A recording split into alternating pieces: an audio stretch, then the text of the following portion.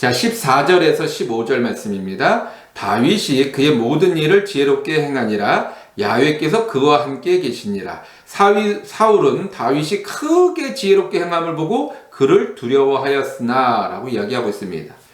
자, 지혜가 무엇인가? 정말로 지혜가 무엇인가? 우리가 지혜하면 뭔가 쌈박한, 뭔가 알지 못하는 어떤 독특한 새로운 방법, 새로운 시도, 이런 거를 우리가 지혜다라고 생각할 때가 많은데 아닙니다. 여러분, 그런 거는 지혜가 아니에요. 그건 지식이죠. 지식은 뭐 연구하고 배우고 하면 얼마든지 우리가 늘릴 수 있습니다. 특히 요즘 같은 시대는 뭐 인터넷 몇 번만 두들기면 뭐 모르는 게 없어요. 다 나와 있어요. 어떻게 하는 방법까지 다 자세하게 설명하고 영상으로도 보여주고 다 합니다. 그건 지식이에요. 문제는 그 지식을 가지고 어떻게 내가 활용해서 쓸 것인가, 이게 지혜입니다. 그런데 이 기술이나 정보를 가지고 나쁘게 쓰는 사람들이 굉장히 많죠. 그런 사람들은 지혜롭다라고 이야기하지 않습니다. 왜요? 지혜는 정직하게 행할 때 그 빛을 발하는 거예요. 나쁘게 쓸 때 그 빛이 발하는 게 아닙니다. 그래서 야훼를 경외하는 사람은 절대 악을 행할 수 없습니다. 빛 대신 주님을 보면서 어떻게 악을 행하겠습니까? 그래서 지혜인 거예요. 지혜의 근본이 야훼를 경외하는 것이 된다라고 하는 겁니다. 잠언서 9장 10절 말씀이죠. 야훼를 경외하는 것이 지혜의 근본이요 거룩한 자를 아는 것이 명철이라. 여러분, 하나님을 알면 하나님과 가깝게 되죠. 우리가 이제 아까 영혼에 대한 어떤 영혼의 밀접함에 대해서 이야기를 했는데, 하나님을 알면, 하나님을 경외하면, 하나님 앞에 다가가면 하나님의 영혼과 가까워지는 거죠. 하나님과 우리의 영혼이 가까워지는 거예요. 가까워지면 하나님의 그 지혜의 근본이 내 안에 흘러들어오게 됩니다. 그래서 선한 어떤 지혜, 선하게 사용할 그런 어떤 지혜가 우리 안에서 깨달아지는 거예요. 아, 인생은 이런 거구나. 이런 인생이 이런 것인데 이런 인생을 어떻게 살아야 되는가? 내가 허랑방탕하게 살 것인가? 세상의 쾌락을 쫓아 살 것인가? 그런 것들은 결국엔 시간이 지나면 헛된 것, 아무것도 남지 않는 것이 되기 때문에 내가 이 시간을 이렇게 활용해서 써야 되겠다. 이렇게 해야 되겠다. 또 이런 어떤 일들을 하다 보니까 아, 이런 방법이, 새로운 방법이 있었구나. 더 좋은 방법이 있었구나. 이런 것들이 자꾸 내 안에서 일어나는, 이게 지혜라는 겁니다. 선한 방법, 선하게 사람들에게 이렇게 할 방법들이 떠오르는 것. 그것이 근본적으로 하나님이 이 세상을 이처럼 사랑하사 하신 그 하나님의 마음을 우리 안에서 깨닫게 되는 거죠. 그래서 지혜라고 이야기합니다. 그런데 그러면 이렇게 선한 어떤 빛을 발하는 빛 자체가 되는 우리들의 모습을 볼 때 누가 싫어해요? 어둠이 싫어하는 거죠. 그래서 어둠은 빛을 두려워합니다. 왜냐하면 빛이 비추면 어둠은 사라져요. 어둠이 들어와서 빛이 사라지는 게 아닙니다. 빛이 사라지면 어둠은 들어오는 거예요. 그러나 빛이 비추면 어둠은 자연스럽게 사라집니다. 그래서 어둠은 빛을 항상 두려워해요. 사울은 지금 악령이 들어와 있기 때문에 빛이 되는 다윗을, 지혜로운 다윗을 볼 때마다 두려운 거예요. 왜냐하면 그 빛이 자기한테 비춰지니까 자기가 사라질 것을 느끼기 때문에 두려워하는 거죠. 그리고 결국엔 지혜가 무엇을 말하는가? 한 개인의 능력이나 한 개인의 어떤 흔히 말하는 IQ나 EQ나 뭐 이런 어떤 개인적인 것이 아니라 결국엔 지혜라고 하는 것은 하나님의 것이고 그 하나님과 함께 할 때, 하나님이 나랑 함께 해주실 때 지혜가 생기는 것임을 여러분들 꼭 기억하시기 바라겠습니다. 그래서 우리가 자녀들한테 막 이렇게 공부하라 뭐하라 이야기하면서 우리 정작 하나님과 자녀의 관계에 대해서는 일절 생각하지 않지 않습니까? 우리가 자녀가 지혜롭기를 원하면서 하나님과 우리 자녀들의 사이에는 아무런 연관성이 없다고 생각을 합니다. 그러나 그것은 정말 어리석은 짓입니다. 하나님과 우리 자녀가 가까이 지내면 지낼수록 우리 자녀들은 지혜로운 사람이 됩니다. 그러므로 여러분들이 하나님과 우리 자녀들 또한 여러분들이 가깝게 지내기를 노력하시기 바라겠습니다.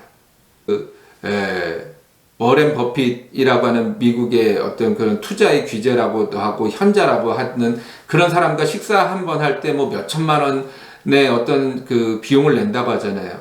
왜 그래요? 그 사람과 말 몇 마디를 주고받는 것을 통해서 그 사람의 철학이나 지혜를 얻기 원해서 그 막대한 비용을 내면서 그 사람과 식사를 하는 거 아니겠습니까?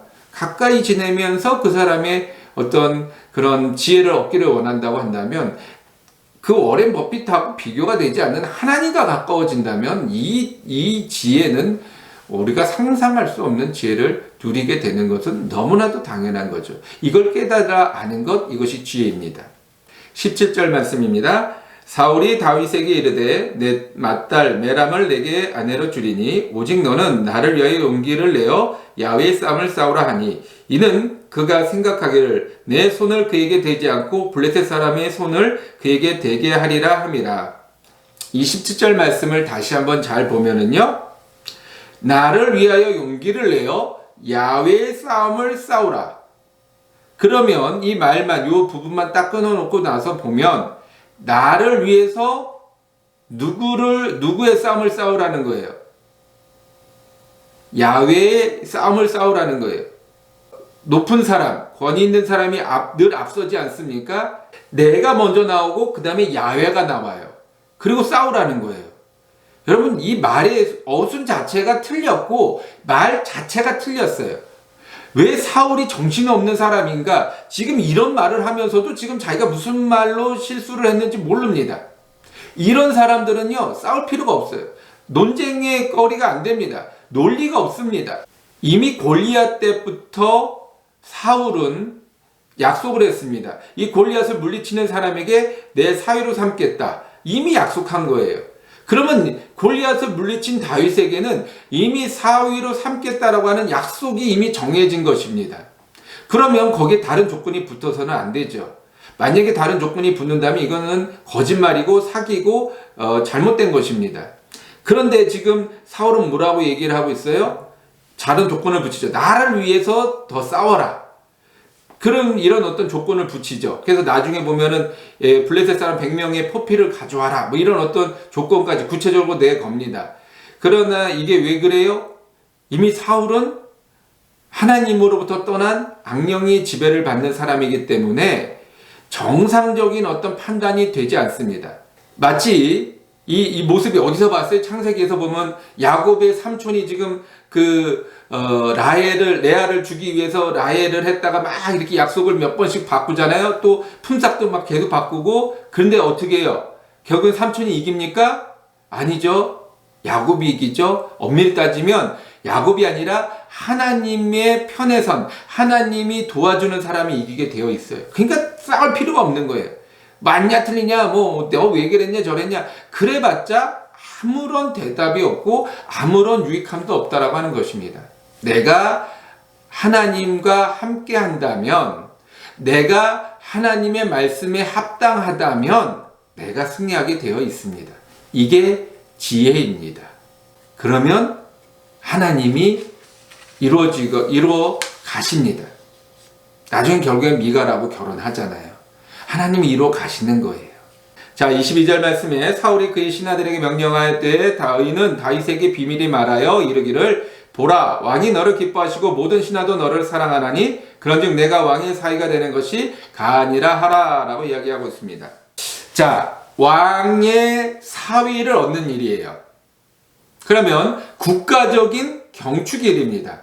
아주 즐거운 날이죠. 자, 그런데 이런 어떤 국가적인 축제일, 또 이미 뭐 약속을 해서 이미 다 정해진 거지만, 이런 어떤 기쁨의 날을 어떻게 하고 있어요? 비밀히, 조용히, 남들 모르게, 조용히 가서 다윗에게 이야기하고 있습니다. 왜 비밀하게, 조용하게 이야기를 하고 있을까요? 자신의 일하는 것이 옳지 못하기 때문에 그렇습니다. 만약에 자신이 하는 일이 옳고 다른 사람들이 들어도 보아도 상관없는 일이라면 절대 이와 같이 조용하게 비밀하게 이야기하지 않습니다. 그러므로 여러분 주변에 혹시 비밀이 많은 사람, 몰라도 돼. 나중에 때가 되면 얘기해 줄게. 뭐 혹시 이런 사람들 가끔가다 한두 번은 상관없습니다만은 이런 말들을 많이 하시거나 좀 혹시 이런 분들이 있다면 거리를 두시는 것이 좋습니다. 분명히 옳지 못한 일을 행하고 있는 거예요. 분명히 잘못된 일을 지금 계획하고 있는 거예요. 만약에 그런 사람과 내가 조금 더 가까워지고 좀 더 친해지고 있다. 그럼 나도 비밀이 많은 사람이에요. 여러분, 우리가 삶의 지혜가 이런 데 다 드러나는 거죠. 다 27절 말씀입니다. 다윗이 일어나서 그의 부하들과 함께 가서 블레셋 사람 200명을 죽이고 그들의 포피를 가져다가 수대로 왕께 드려 왕이 사위가 되고자 하니 사울이 그의 딸 미갈을 다윗에게 주었더라 라고 이야기하고 있습니다. 자, 사울의 계획은 어땠어요? 다윗에게 100명의 포피를 가져와라, 100명분의 포피를 가져와라 라고 이야기했습니다. 근데 그러면 다윗이 가서 100명하고 싸우다 보면 분명히 죽을 것이다, 뭔가 해를 얻을 것이다, 이런 어떤 계산을 한 거죠. 악인의 계산입니다.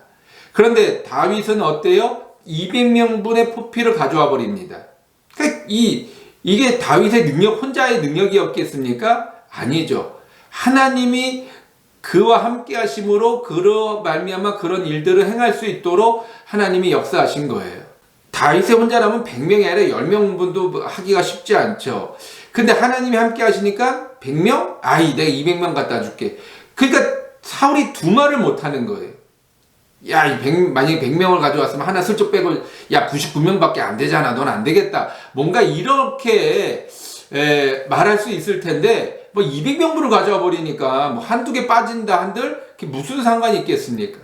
이게 하나님이 함께 하시는 사람의 모습이고 지혜로운 사람의 모습이라고 하는 거예요. 그러니까 사울이 두 말을 못하고 자기 딸 미갈을 다윗에게 아내로 주게 되는 것입니다. 사울은 악령에 의해서 악한 것만 생각을 합니다. 어떻게 하면 다윗을 죽일까? 이것만 고민하고 생각하고 있는 거예요. 그런데 결국에는 다윗이 자신의 생각을 뛰어넘어 버리니까 블레셋으로는 죽일 수가 없겠구나. 자기의 계획을 철회하는 거죠. 그러면 어떻게 됩니까? 이미 앞에서도 하나님과 함께하고 계심을 보았고 두려웠다고 한다면 어떻게 해야 되는 게 맞는 거예요? 포기해야죠. 내가 잘못 생각했다. 저는 하나님이 함께하는 사람이다. 내가 잘못 생각했고 내가 잘못된 판단을 했구나. 내가 내려놔야지.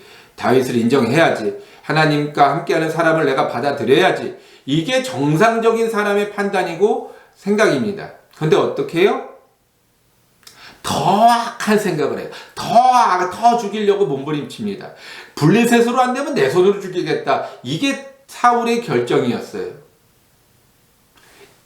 우리의 모습도 이런 모습이 있습니다. 우리 안에도 이런 모습이, 내가 뭔가를 계획하고 이 틀을 짜놨는데 그게 넘어버렸어. 안 됐어. 그럼 내가 잘못 생각하고 있구나. 내가 실수했구나. 이렇게 인정을 해야 되는데 더 큰 틀을 짜거나 더 악한 계획을 짜가지고 내가 반드시 무너뜨리라. 반드시 내가 어떻게 해버린다. 이런 생각 가운데 사로잡혀 있습니다. 이게 무슨 생각이에요? 악인의 생각이죠. 악은 포기하지 않습니다. 악은 계속해요. 끝까지. 그러면 내가 그런 어떤 악인의 생각을 갖고 있는 사람이라면 난 천국에 갈 수 있을까요? 우리 궁극적인 질문에 늘 항상 질문을 해야 됩니다. 난 천국에 갈 수 있을까요? 내가 악인의 생각을 가지고 있다면, 포기하지 않는 악인의 행동을 하고 있다면 우리는 천국 갈 수 있을까요?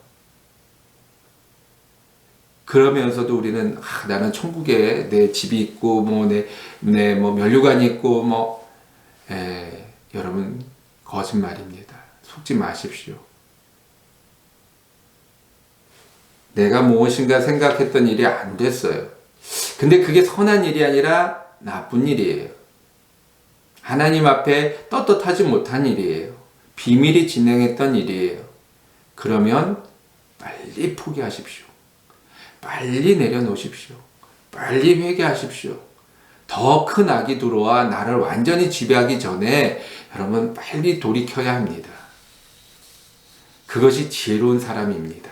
자, 28절에서 29절 말씀으로 넘어갑니다. 야훼께서 다윗과 함께 계심을 사울이 보고 알았고 사울의 딸 미갈도 그를 사랑하므로 사울이 다윗을 더욱 두려워하여 평생의 다윗의 대적이 되니라. 여러분이 악에 쌓여 있는 사람, 악령에 사로잡힌 사람의 전형적인 모습입니다. 하나님이 다윗과 함께함을 보았어요. 알았어요. 또 자신의 딸이 다윗을 사랑하는 것을 보았습니다. 그러면 어떻게 해야 될까요? 하나님이 함께 계신 것만 보아도 이미 내가 잘못했구나 깨달아야 되고, 자신의 피부치인 딸이 다윗을 사랑하여 자신을 떠나서 다윗에게 가는 것을 보았으면 내 생각을 돌이켜야 되는데 더욱 두려워하고 이제는 평생의 대적이 되는 거예요. 어둠 속에서는 어둠을 보지 못합니다. 어둠 속에서는 오직 빛만을 볼 수 있습니다.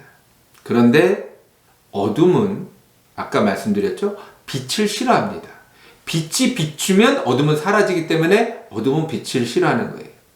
그래서 어둠은 더 깊은 어둠으로 숨으려고 합니다. 빛이 비춰지는데 그러면 거기에 빨리 들어가서 내가 어둠 속에 있었구나, 이제 빛으로 나가자, 이렇게 돼야 되는데 어둠은 더 어두운 곳으로 들어가려고 하는 거예요. 여러분, 이렇게 바위 같은데, 산에나 이런 거 같아 바위 같은 거 이렇게 딱 열면은 그 안에 막 온갖 지저분한 벌레들이 많이 있잖아요. 그럼 걔네들 어떡합니까? 빛이다, 보고 싶었는데 그동안 못 봤어, 햇빛 일광욕도 세고 우리가 좀 햇빛도 세고 이제 밝으니까 너무 좋다 이러고 나갑니까? 아니요, 더 깊은 어둠으로 들어갑니다. 그게 벌레의 습성이에요. 우리들도 마찬가지입니다. 아까 말씀드렸듯이 어둠 속에서 빨리 빛으로 나와야 되는데, 그나마 그때는 내 정신이 온전한 거죠. 어둠 빛으로 나가야 되는데 이 습관은 어떠냐? 어둠으로 자꾸 더 숨고 싶은 거예요. 더 감추고 싶은 거예요. 더 비밀이 많아지고 점점 더 뭔가 이렇게 감추는 것이 많아지는 거예요. 내가 교회에 앉아 있느냐 안 앉아 있느냐, 예수의 이름을 부르냐 안 부르냐 중요하지 않습니다. 믿음은 말에 있지 않아요. 행함에 있습니다. 여러분들이 이 사울의 모습을 통해서 우리 자신을 돌아보는 것, 이게 지혜임을 깨달아 하시고 내가 다윗처럼 살아야 되겠다 몸부림치시고, 자, 마지막 30절 말씀 보도록 할게요. 블레셋 사람들의 방백들이 싸우려 나오면 그들이 나올 때마다 다윗이 사울의 모든 신하보다 더 지혜롭게 행하며 이에 그의 이름이 심히 귀하게 되니라. 자, 이 18장에서 보면 지혜에 대해서 굉장히 많이 이야기하고 있습니다. 이제는 이 사울과 상반되는 어떤 관계 속에서 지혜를 이야기했다면, 이 마지막 절은 블레셋까지 이제 불러들이는 거예요. 블레셋은 이 다윗과는 천지왼수입니다. 끊임없는 전쟁을 통해서 자기 형제 자매 가족이 다 죽었잖아요. 그러면 이 블레셋에 남은 사람들이 이 다윗을 볼 때 얼마나 미워하겠어요. 자기 가족을 죽인, 자기 형제 자매의 자기 이웃을 죽인 사람이니까 왼수 아니겠습니까? 근데 이 왼수 같은 다윗을 볼 때 오히려 귀하게 여겼다. 이게 뭐냐면 지혜라는 거예요. 지혜는 이런 겁니다. 하나님의 지혜는 이래요. 누구 하나를 살리기 위해서 누굴 죽이는 것이 하나님의 일하심이 아닙니다. 여기서 말하는 지혜는 단순히 전쟁에 승리하기 위한 병법이나 기술을 말하는 것이 아닙니다. 자꾸 이 지혜롭게 행해서 이겼다니까 무슨 병법을 우리가 생각할 수 있습니다. 그러나 그런 게 아니라는 거예요. 만약에 그랬다면 블레셋은 더 분노하고 막 광기가 일어나서 다윗을 죽여야 된다, 그 다윗 인형 만들어서 막 이빨로 물어뜯고 막 바늘로 찌르고 하여튼 그런 자기들만의 어떤 방법으로 막 어떻게든 다윗을 해치고자 하려고 하지 않았겠습니까? 그런 방법이 아니었다는 거예요. 지혜는 그런 방법이 아니었다는 거예요. 이 둘 다 살리는, 이게 하나님의 방법이고 하나님의 지혜인데, 이 다윗은 그런 방법을 통해서 행하였다. 그래서 결국엔 블레셋이 적군이지만 다윗을 인정하고 귀하게 여기는 이름이 되었다라고 이 마지막 30절 말씀에 사울과 빗대어서 이야기하고 있는 것입니다. 어떤 인생을 살고 싶으십니까?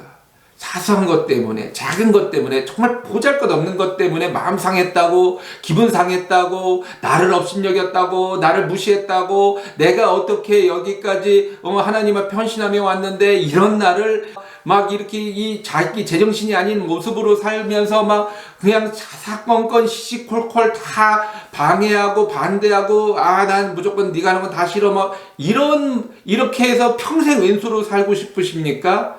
아니면은 정말로 이 숙고하고 그 다음에 그 관찰하고 이해해서 이 아군도 적군도 다 같이 어우러 사는 그런 삶을 살고 싶으십니까? 답은 뻔하잖아요. 다 똑같은 생각 갖고 있잖아요. 근데 왜 안 하세요?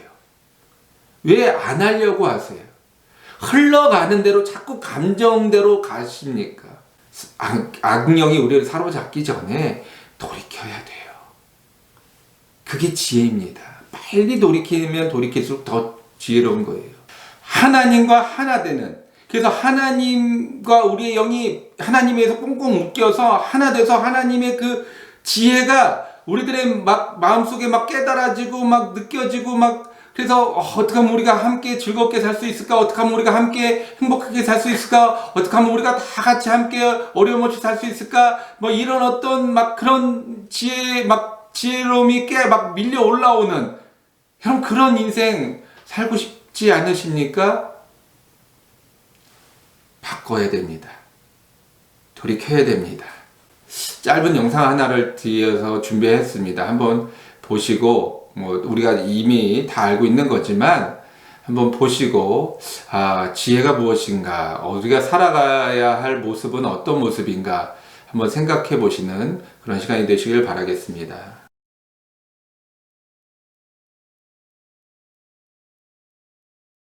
자, 기도하겠습니다. 하나님, 우리가 이 사울과 다윗 이 관계 속에서 지혜로움이 무엇인가 다시 한번 생각해 보았습니다. 그리고 이 사울이 망가져가는 모습을 통해서 내 모습 가운데도 저런 모습이 있고 나도 어쩌면 저런 때가 있었구나라고 하는 우리의 삶을 돌아보는 계기가 되게 하여 주옵소서. 그러므로 이제라도 우리가 다윗처럼 지혜로운 사람, 원수와도 하나 되어 우리가 화합하며 지내는 사람, 아버지 정말로 하나님과 하나 되어서 하나님이 주시는 그 크신 은혜와 사랑 안에 늘 기뻐하고 감사하며 살아가는 사람, 그런 사람 되게 하여 주시옵소서. 예수님의 이름으로 감사하며 기도드렸사옵나이다. 아멘.